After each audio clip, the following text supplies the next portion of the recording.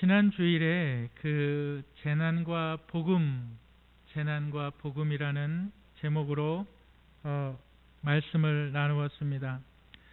간단하게 요약을 하면 재난은 피할 수 없는 예견된 고통이다. 마치 산모가 아이를 낳을 때 당해야 하는 고통처럼 재난은 피할 수 없는 것이다. 그리고 이 피할 수 없는 재난 가운데 우리가 복음을 다시 한번 점검해야 한다.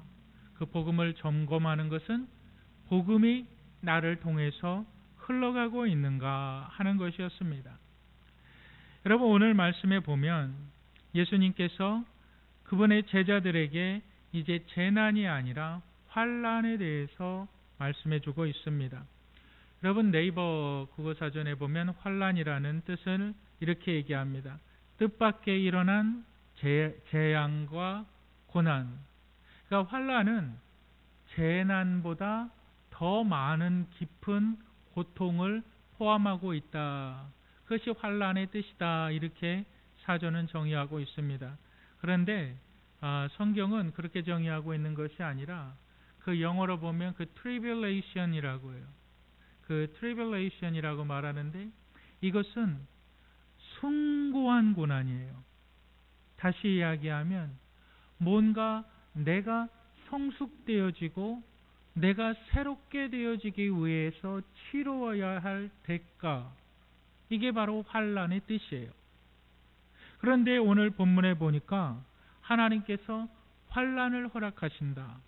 다시 얘기하면 성도들에게 또한 예수님을 믿는 자들에게 더 높은 차원으로 성장하기 위해서, 더 높은 차원으로 이끌기 위해서 하나님께서 환난을 주신다라는 것입니다.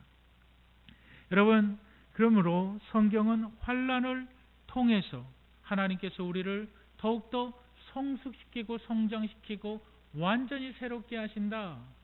이 말뜻은 뭐냐면 완전한 하나님의 복음을 얻게 하신다라는 거예요. 환난을 통해서 완전한 복음이 뭘까요? 그것은 바로 재창조입니다. 그래서 오늘 함께 나눌 말씀의 제목은 환난과 재창조입니다. 여러분, 환난과 재창조에서 우리가 기억해야만 하는 첫 번째가 있는데 우리 한번 다 같이 따라 하시겠습니다. 환난은 가짜와 진짜를 구별한다. 아멘. 우리 마가복음 13장 14절을 한번 보시겠습니다. 마가복음 13장 14절. 우리 다 같이 읽겠습니다. 시작. 멸망의 가증한 것이 서지 못할 곳에 선 것을 보거든 읽는 자는 깨달을진저 그때에 유대에 있는 자들은 산으로 도망할지어다. 돌 위에 돌 하나도 남지 아니하고 이제 다 무너질 것이다. 감난산에서 예루살렘을 바라보면서 예수님께서 제자들에게 말씀하신 것입니다. 주님, 이 멸망의 때가 언제입니까? 제자들이 예수님에게 묻습니다. 많은 재난이 일어날 것이다. 그리고 나서 이제 주님께서 좀 더 확실하게 말씀해 주십니다. 멸망에 가증한 것이 거룩한 장소에 서게 됐을 때에.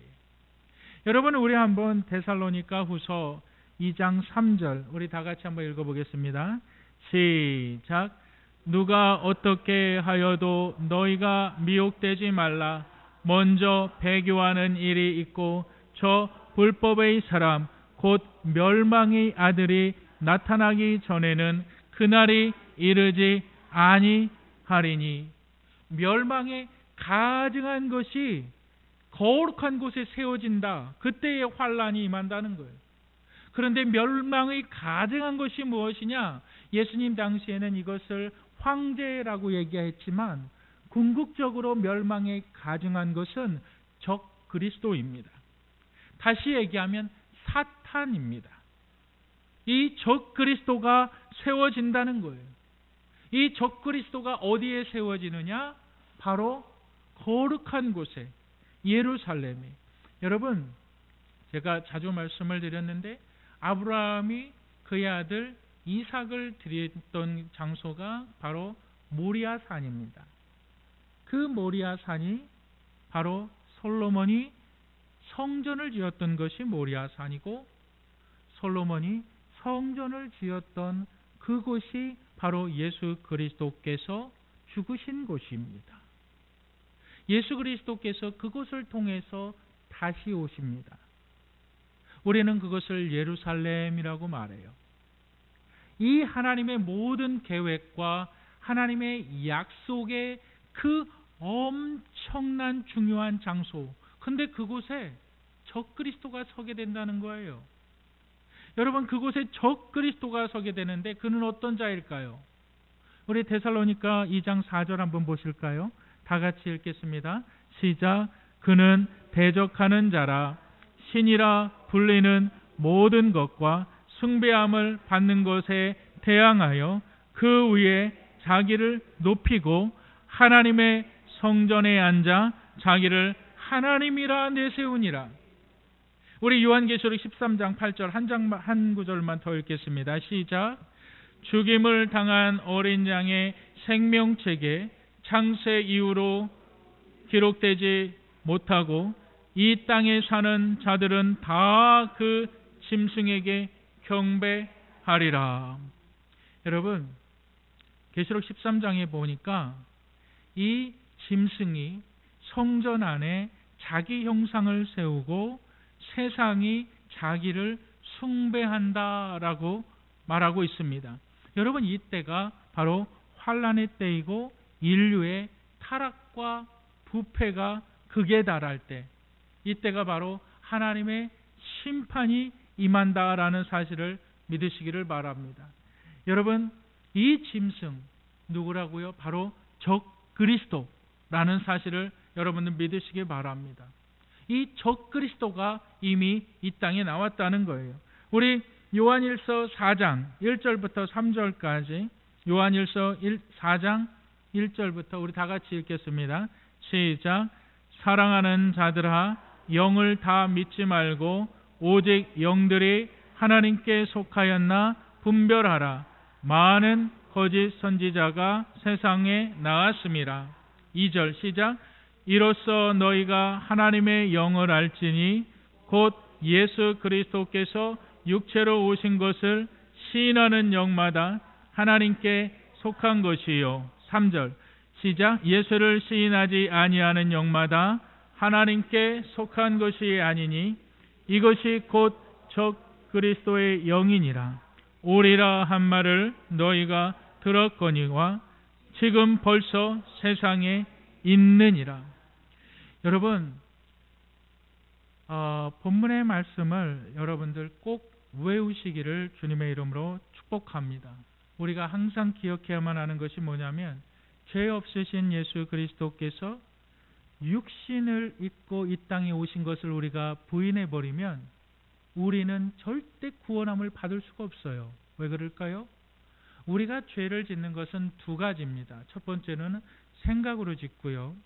또한 그 생각이 행위로 나타납니다. 결과적으로 얘기하면 우리는 죄를 짓는 것이 육신으로 죄를 짓는 겁니다. 그렇기 때문에 우리 죄를 사해 주신다는 것은 예수 그리스도께서 육신을 입고 이 땅에 오시지 않았다고 말을 하면 우리는 구원함을 받을 수 있는 방법이 전혀 없다는 거예요. 그런데 적그리스도가 나타나는데, 이 적그리스도가, 여러분, 적그리스도라는 것은 그리스도를 against 하는 자가, 반대하는 자가 아니에요. 적그리스도는 그리스도를 반대하는 자가 아니라 그리스도인 척하는 자들이에요. 그리스도를 반대하는 것이 아니에요. 그리스도께서 우리를 위하여 죽으셨다라는 사실을 반대하는 것, 그것이 잘못됐다라고 말하는 것이 아니라 내가 그다라고 말하는, 나에게 그의 능력이 있다라고 말하는. 여러분, 이 적그리스도가 세상의 곳곳에 거짓된 사람들을 심어 놓았다고요. 자신이 예수라고 말하는 사람, 자신에게 하나님의 직통 계시가 있다고 말하는 사람, 할 수만 있다면 미혹한다는 거예요. 누구를요? 믿는 자들을요. 신기한 일들로요. 병을 낫게 하고요. 환상을 보여주고요. 예언을 하고요.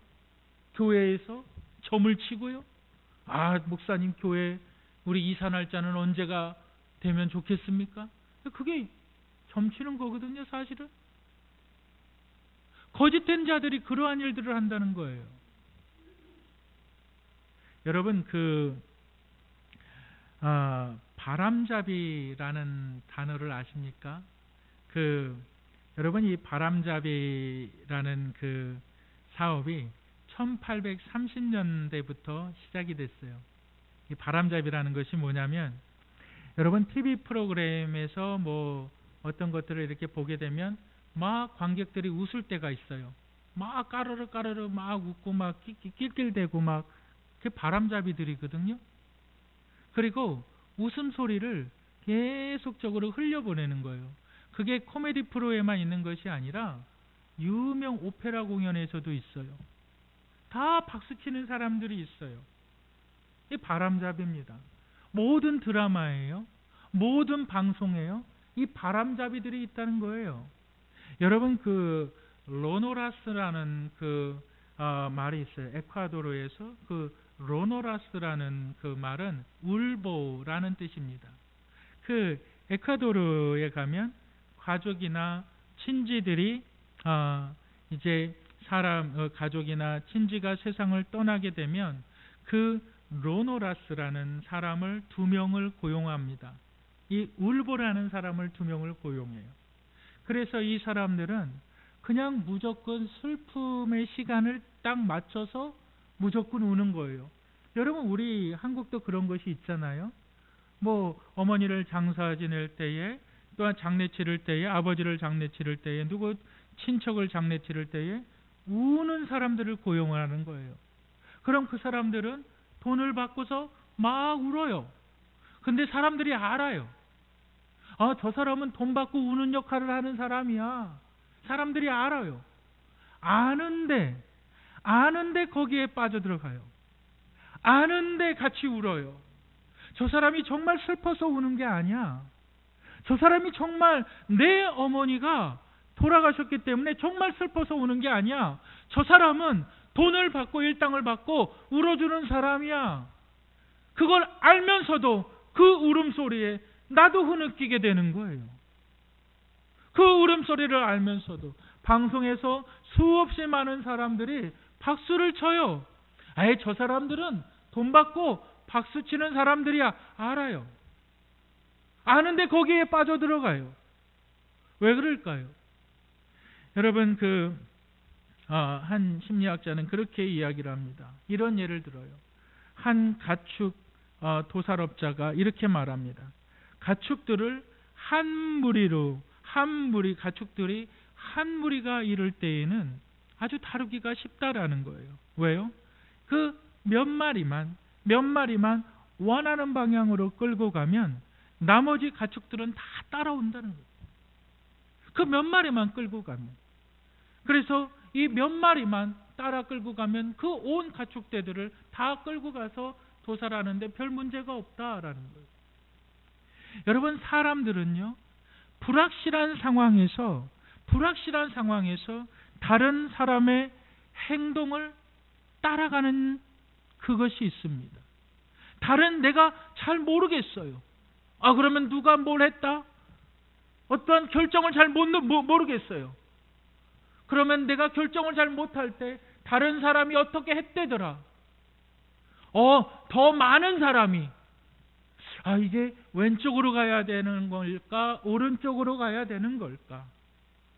누가 왼쪽으로 갔대. 오른쪽으로 간 사람은 2사람, 3사람이고 왼쪽으로 간 사람은 90명도 넘는데 그럼 이왕이면 나도 그 많은 수에 들어가야지. 사람들의 행동이라는 거예요. 사단이요, 멸망에 가증한 것이 섰다는 것이 바로 이 거짓된 적 그리스도가 이 세상 가운데 거짓된 자들을 심어 놓았다는 거예요. 그렇기 때문에 여기에 가도 구원이 있고 저기에 가도 구원이 있고 우리가 가는 어디에 가도 구원이 있다. 야, 너 내 어머니도 내 아버지도 야, 다 이곳에 왔다. 여러분, 예수님께서 말씀하시는 것이 이것입니다. 영생의 길, 생명의 길은 좁은 길이고 멸망의 길은 광대한 길이고 넓은 길이고 사단이 이용하고 있는 것이 바로 이것이라는 거예요. 많은 사람들이 누가 구원자인지 누가 적그리스도이고 누가 메시아인지 혼동할 때가 있어요. 야, 누가 더 많은 길을 가겠느냐? 그것이 멸망의 길이라는 거예요. 누가 더 많은 사람들이 가겠느냐? 그것이 멸망의 길이라는 거예요. 예수 그리스도의 길이 어떤 길이에요? 좁은 길. 그러나 그것이 생명의 길이라는 거예요. 여러분, 그렇기 때문에 하나님께서 이제 인류를 환난 가운데 허락하시는 거예요. 그 환난 가운데 하나님께서 정말 우리 가운데 원하시는 것이 있어요. 그것이 뭐냐면 예수 그리스도를 믿는 자들이 드러나게 된다라는 거예요. 예수 그리스도를 믿는 자, 이 환난의 때에 드러나게 된다는 사실을 여러분 믿으시기를 바랍니다. 여러분, 예수 그리스도를 믿는다는 것은 단순히 예수 그리스도께서 나의 죄를 위해서 십자가에 죽으시고 그가 우리의 모든 죄를 다 짊어지시고 십자가에 죽으셨다라는 것으로 끝나는 것이 아닙니다.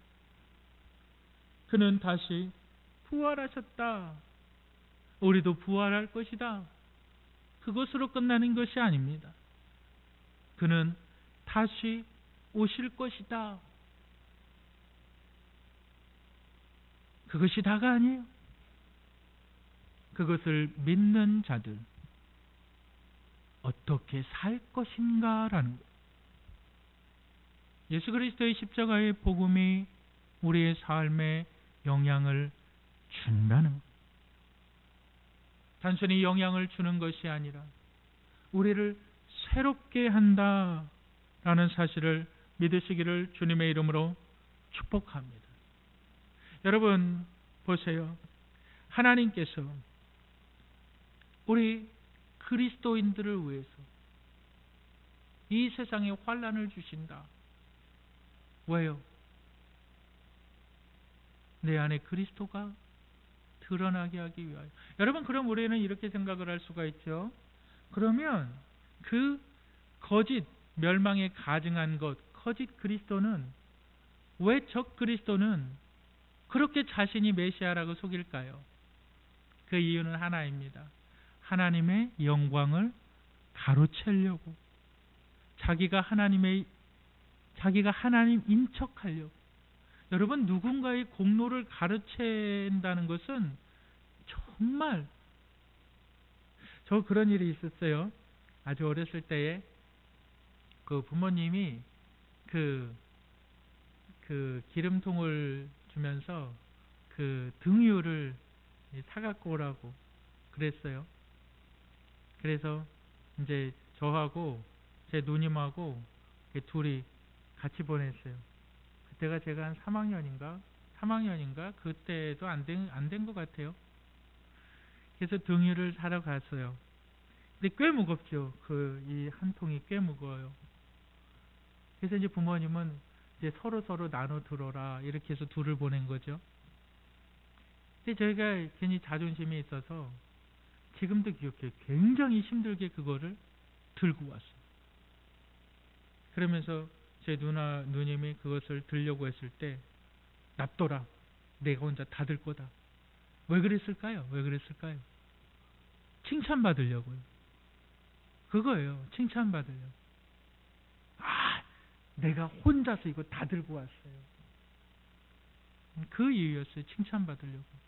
그런데 집에 도착해서 제 누님이 하는 얘기가 뭐라 그러냐면, 자기가 지금까지 다 들고 왔는데 제가 집 문 앞에서 자기가 그걸 들었다는 거예요. 내가 그 얘기를 들었을 때에 진짜 어린 나이지만 오장육부가 뒤집혀지는 걸 느꼈어요.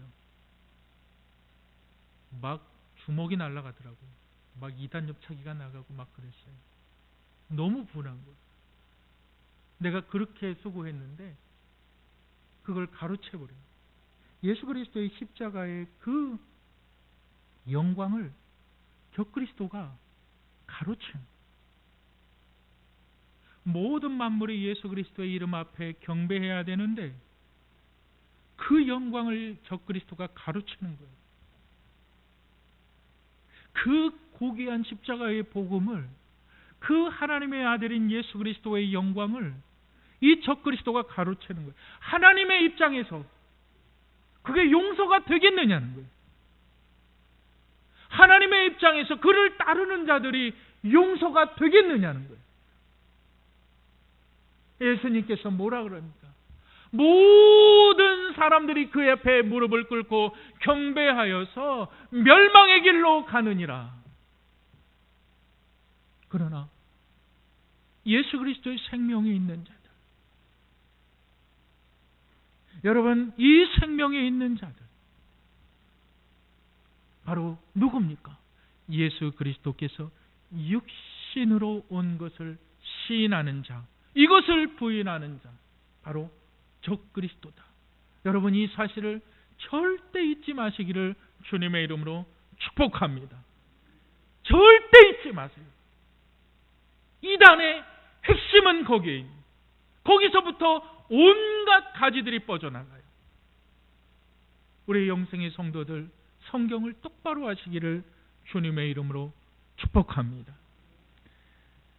환난과 재창조에서 우리가 첫 번째 기억해야만 하는 것은 바로 가짜와 진짜가 구분이 된다. 그리고 두 번째로 우리가 알아야 되는 것이 있습니다. 따라 하시겠습니다. 그리스도인들은 이미 재창조되었다. 예, 우리 한번 본문 13장 24절부터 27절까지 한번 읽도록 하겠습니다. 시작. 그때에 그 환난 후 해가 어두워지며 달이 빛을 내지 아니하며 별들이 하늘에서 떨어지며 하늘에 있는 권능들이 흔들리리라. 그때에 인자가 구름을 타고 큰 권능과 영광으로 오는 것을 사람들이 보리라. 또 그때에 그의 천사들을 보내어 자기가 택하신 자들을 땅 끝으로부터 하늘 끝까지 사방에서 모으리라. 아멘. 이렇게 얘기합니다. 주의 영광을 보리라. 그가, 우리가 어디에 있든지 간에 그가 우리를 모으리라. 창세기 1장 1절에 보면 태초에 하나님이 천지를 창조하시니라.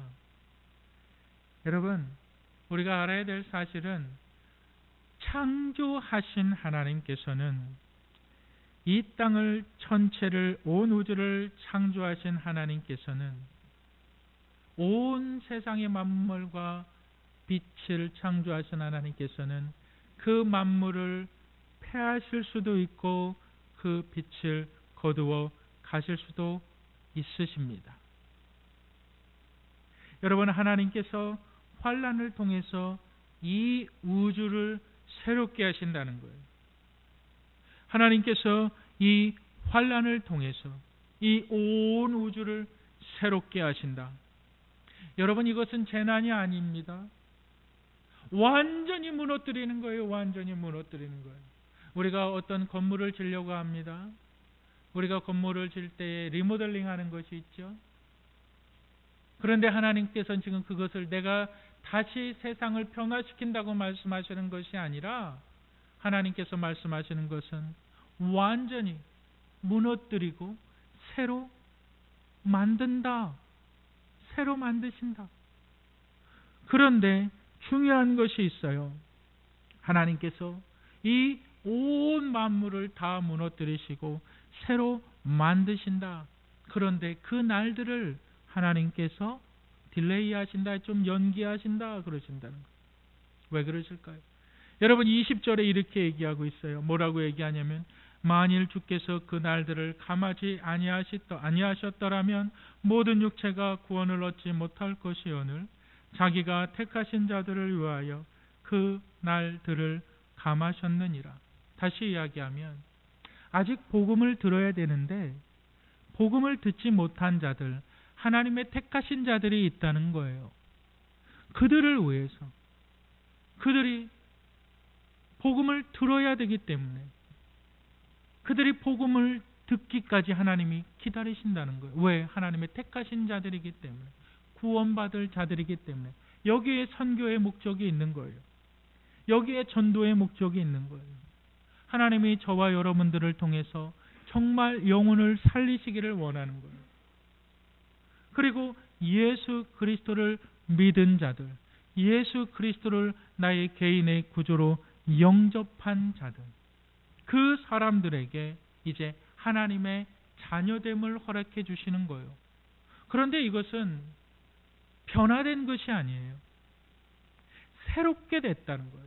우리 한번 고린도후서 5장 17절 다 같이 한번 찾아서 읽겠습니다. 5장 17절 읽겠습니다. 시작.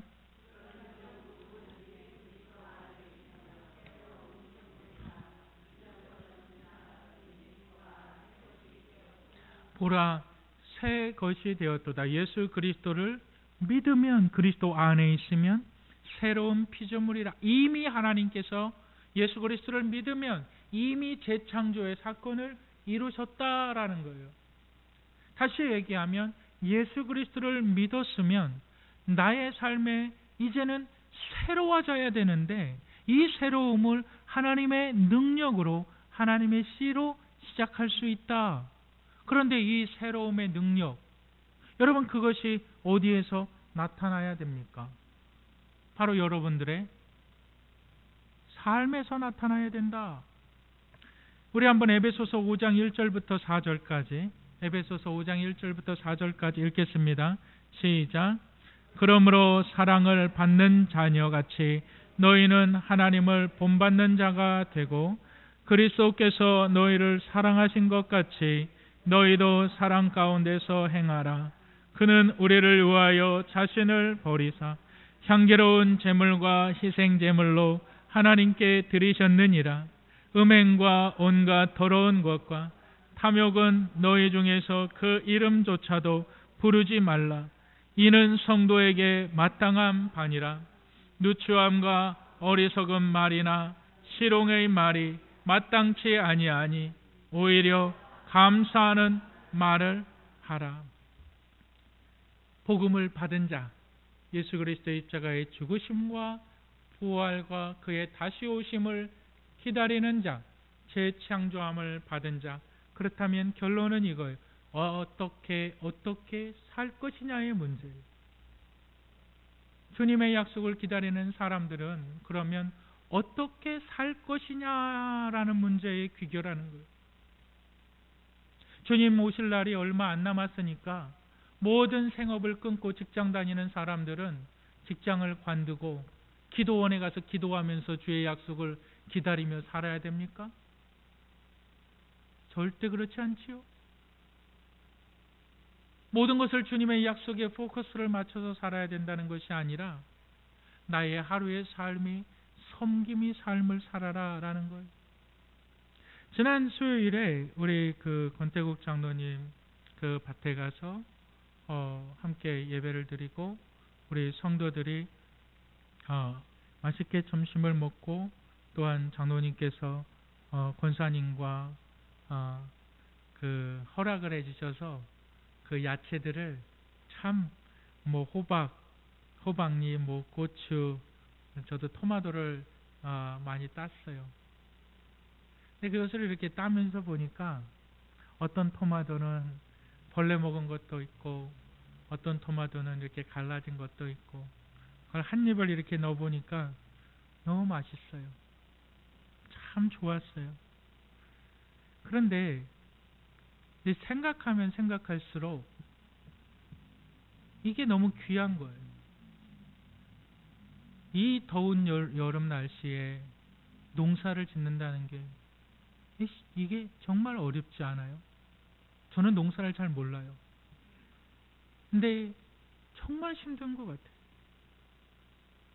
그런데 그거를 성도들에게 마음껏 따갖고 가라. 여러분, 그게 참 쉬울까요? 자신이 그렇게 땀을 흘려서 가꿨는데, 그렇게 수고했는데 그것을 갖고 가라 그러면은 그 마음이 어떨까요? 자식을 입양 보내는 것 같이 느껴지지 않을까요? 참 귀했습니다. 참 감사했고요. 지난주 월요일에 김득자 권사님께서 어깨 수술을 받으셨는데, 그분이 우리 교회 몇 년 동안 식당 봉사를 하셨어요. 그래서 어깨가 많이 아프신 게 아닌가, 그 일 때문에 어깨가 많이 아프신 게 아닌가, 참 염려도 많이 되고 걱정도 사실 됐습니다. 그분이 이제 식당 봉사를 못 하시니까 어떻게 할까. 그때 정순자 권사님이 또 그 자리를 대신 섬겨주세요. 수요일만 되면 저도 그런 생각이 들어요. 수요일만 되면 뭘 좀 성도들하고 함께 나누면 좋을까? 아이스크림을 좀 사다 드릴까? 좀 만두를 사다 드릴까? 우리 권사님들 같은 경우는 지난주에 우리 박순자 권사님 같은 경우는 음료수를 머리에다 이고 오셨어요. 그 더운 날씨에.